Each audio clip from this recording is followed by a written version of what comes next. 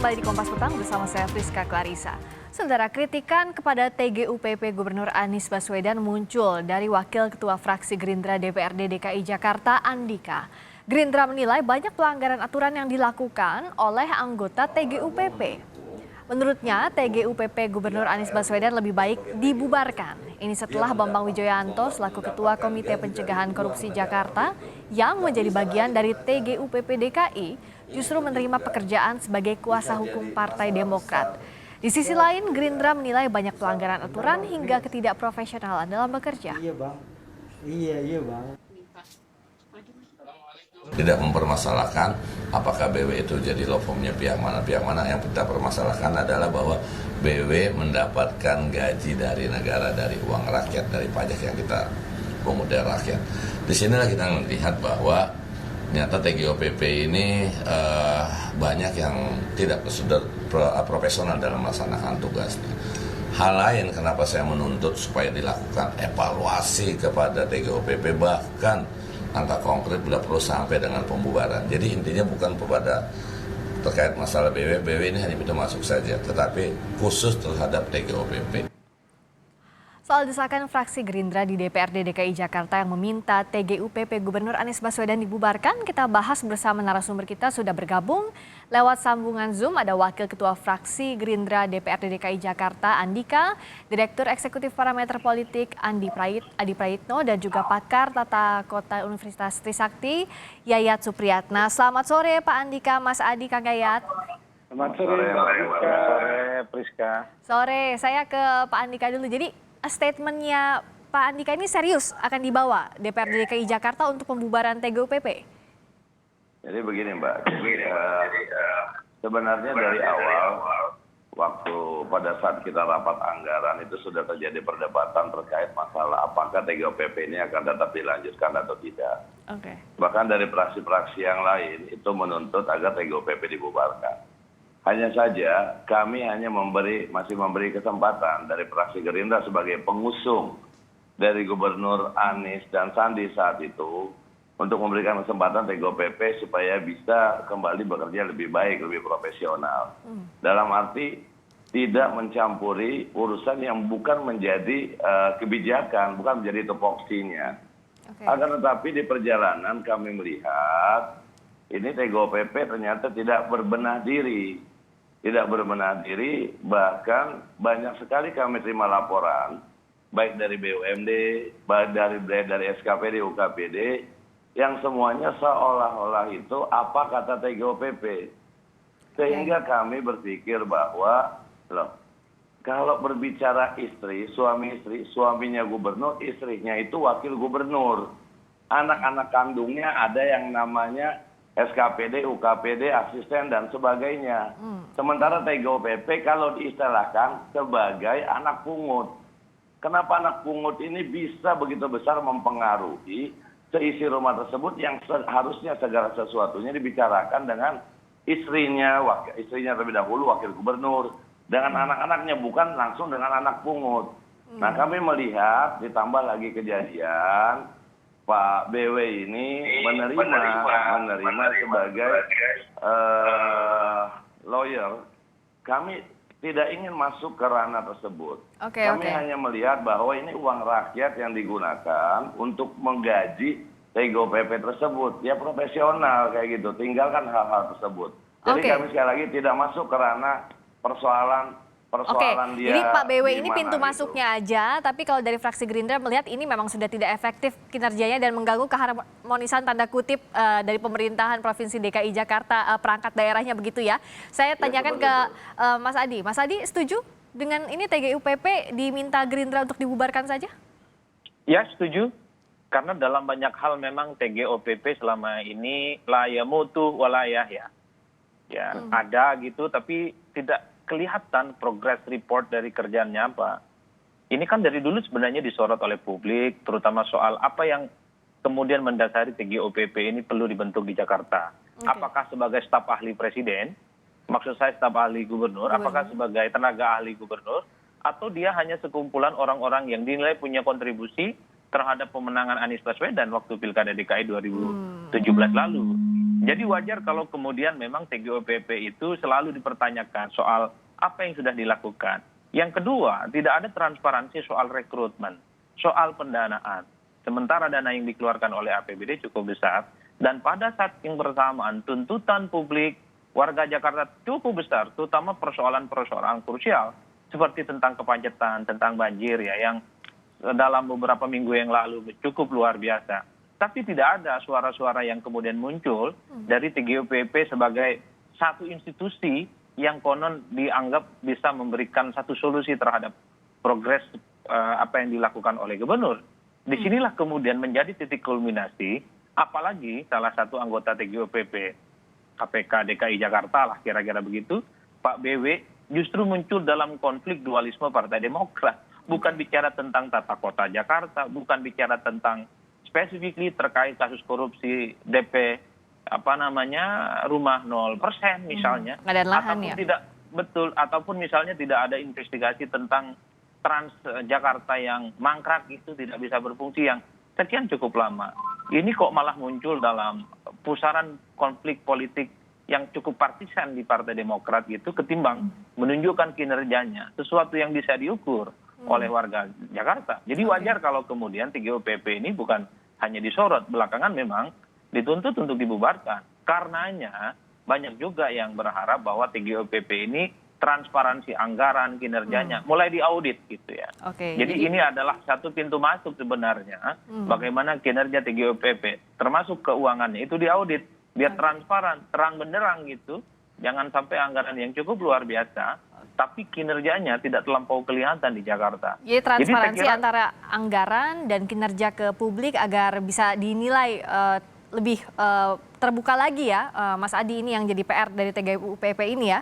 Betul, biar jelas reward and punishment-nya terhadap TGOPP ini. Nah, kalau Kang Yayat lihatnya apa sih problemnya TGOPP sekarang? Kalau kata Pak Andika tadi ya, kasusnya Pak BW ini yang jadi kuasa hukum tim Demokrat hanya pintu masuk, tapi problemnya apa adanya TGOPP selama ini? Ya, tujuan utama kan TGOPP adalah untuk tim gubernur untuk percepatan. Artinya apa yang dipercepat, yang dikaitkan dengan fungsi TGOPP? Apakah percepatan pada realisasi janji-janji politik, rencana kerja pembangunan? Misalnya contoh, ketika ada kasus DP 0, ini mangkrak atau ada hambatan. Bagaimana solusi ide yang disampaikan oleh TGOPP untuk mengatasi persoalan perumahan DP 0? Ada persoalan banjir. Apa gagasan disampaikan terkait dengan persoalan normalisasi dan naturalisasi misalnya? Atau terkait dengan persoalan-persoalan lain. Jadi performan ini ditunjukkan dengan adanya seiring sejalannya antara TGOPP dengan SKPD gitu. Misalnya contoh, ada satuan kerja pemerintah daerah atau dinas-dinas dikaitkan dengan RPJMD terkait kinerja rencana kerja tahunannya tidak maksimal gitu. Pertanyaannya karena fungsi TGOPP adalah pendampingan, maka otomatis itu yang harus difokuskan. Fokus pada upaya mempercepat target kinerja rencana gubernur gitu. Nah sekarang menjadi pertanyaan, pernahkah gubernur menegur TGOPP gitu? Harusnya kalau pimpinan tahu kinerjanya tidak maksimal, tegur. Kita belum pernah mendengar ada teguran dari gubernur kepada TGOPP. Justru tegurannya datang dari teman-teman DPRD gitu kan. Jadi pertanyaannya, ketika ada sorotan-sorotan terkait kinerja performanya yang tidak maksimal, tentu ini kan menjadi bahan masukan bagi Pak Gubernur atau Pak Wakil Gubernur. Namanya juga tim gubernur ya kan. Nah yang kedua, posisi TGOPP itu sendiri sebetulnya dia menjadi alter egonya gubernur bukan? Menjadi bayang-bayang gubernur nggak di dalam SKPD? Jadi kadang-kadang ada persoalan. Ini perintah gubernur atau perintah TGOPP. Itu yang sering kita dapatkan keluhan-keluhannya. Jadi ketika mengejar targetnya, sebetulnya target siapa? Target IP atau target dari Pak Gubernur? Apakah suara TGOPP merupakan suara gubernur?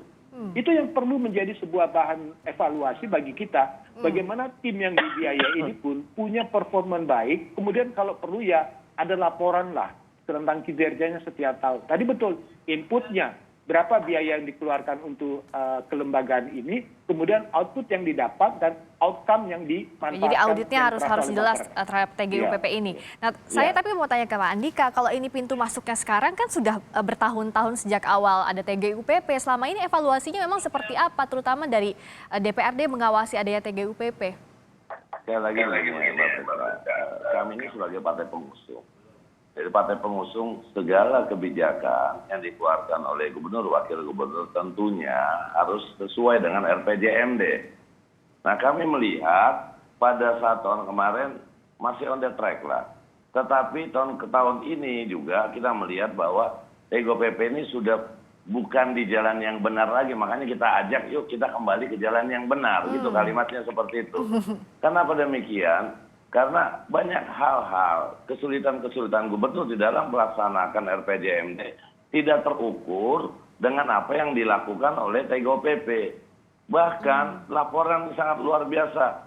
SKPD, UKPD, ataupun BUMD ini terkesan menurut kepada TGOPP, kepada anak pungutnya gitu istilahnya.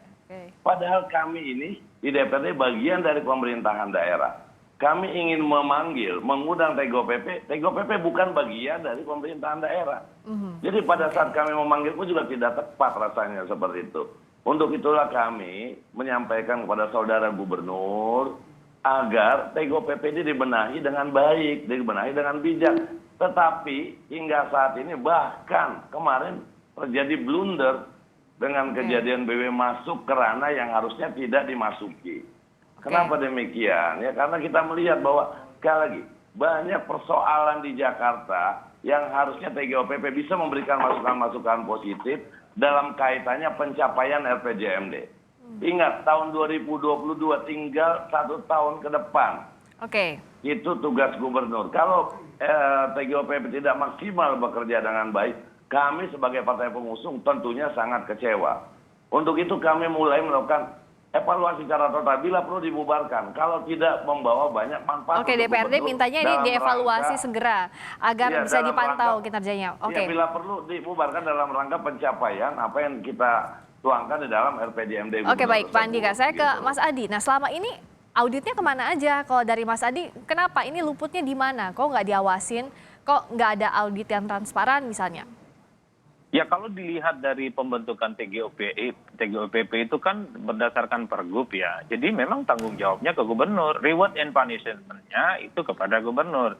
Cuman kan persoalannya di tengah tuntutan publik yang ingin tahu kinerja TGOPP semacam ini, tidak ada transparansi yang bisa diukur, yang bisa diraba oleh publik.